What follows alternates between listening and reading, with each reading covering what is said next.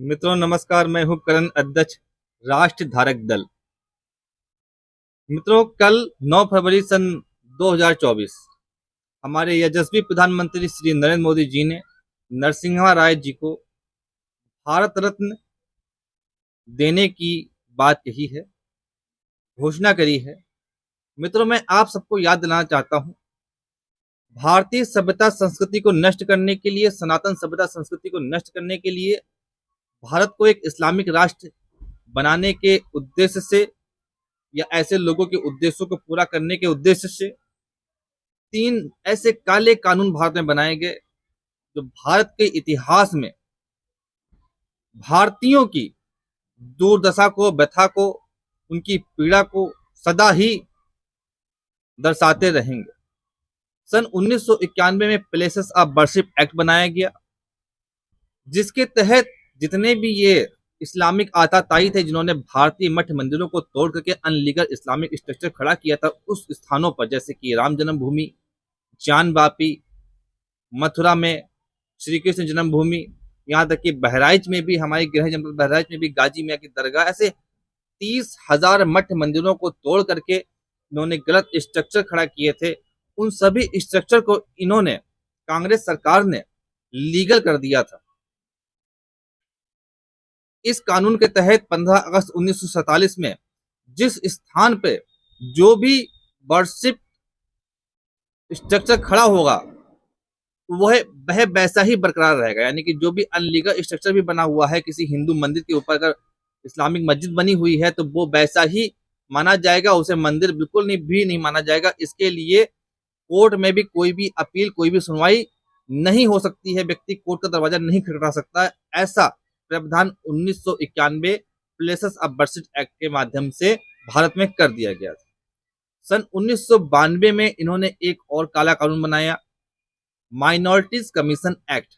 इसके तहत इन्होंने सिख, जैन, बौद्ध को हिंदुओं से अलग कर दिया। पहले सिख, जैन, बौद्ध हिंदुओं में ही आते थे।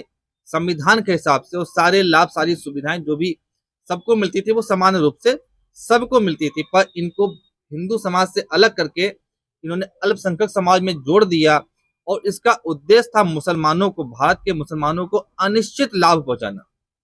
अनिश्चित अनेक योजनाओं के लाभ मुसलमानों को अधिक से अधिक मिल सकें, इस उद्देश्य से ये कार्य, इस नियत से ये काम किया गया था। निश्चित तौर पे सनातन धर्म को मिटाने और समाप्त करने के लिए एक साजिश थी।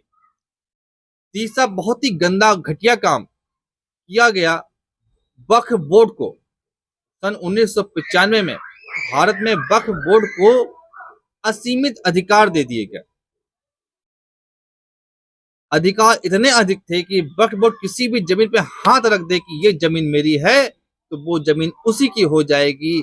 उसे कोर्ट में चुनौती भी नहीं दी जा सकती है, उस पर कोई जज सुनवाई नहीं कर सकता है। भू स्वामी जिसकी जमीन जाएगी, जिस मंदिर की जमीन जाएगी या किसी भी गांव की, किसी भी स्थान की जमीन जाएगी, वह व्यक्ति एफआईआर नहीं कर सकता है, ना ही कोर्ट जाकर के अपनी याचिका दाखिल कर सकता है। यदि वो ऐसा करेगा तो उसी के ऊपर उल्टा मानहानि का मुकदमा दर्ज हो जाएगा। इतने असीमित अधिकार दे करके निश्चित तौर पे देश का इस्लामीकरण करने का पूरा प्रयास किया गया और इसका रिजल्ट ये निकला कि वक्फ बोर्ड की संपत्ति भारत में सबसे अधिक हो गई और रेलवे के बाद वक्फ बोर्ड के पास सबसे अधिक संपत्ति है। 6 लाख एकड़ से भी अधिक संपत्ति वक्फ बोर्ड के पास में है भारत में, जो कि सर्वाधिक है। मित्रों, जब से काले कानून बने हैं तभी से ही हिंदू संगठनों की ये मांग रही है इन कानूनों को खत्म किया जाए। 3 बार भाजपा ने सरकार बनाई, 5-5 साल का उन्होंने कार्यकाल भी पूरा किया, परंतु ये काले कानून उन्होंने खत्म नहीं किए।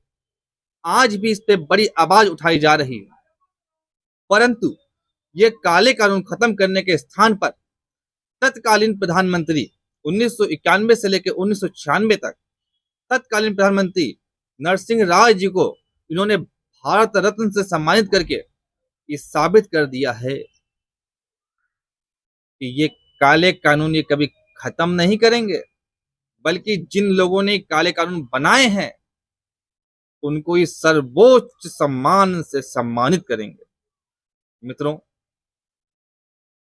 यदि यही रहा तो आगामी 20-25 वर्षों में भारत का इस्लामीकरण, पूर्ण रूपेण इस्लामीकरण कोई रोक नहीं पाएगा। भारतीय सभ्यता संस्कृति की रक्षा के लिए, सनातन सभ्यता संस्कृति की रक्षा के लिए राष्ट्र धारक दल, जो कि एक राजनीतिक पार्टी है, आपके सामने विकल्प के तौर पे आया है।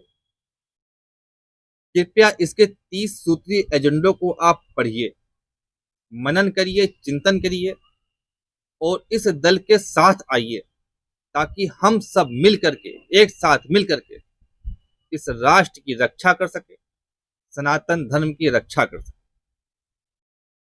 यदि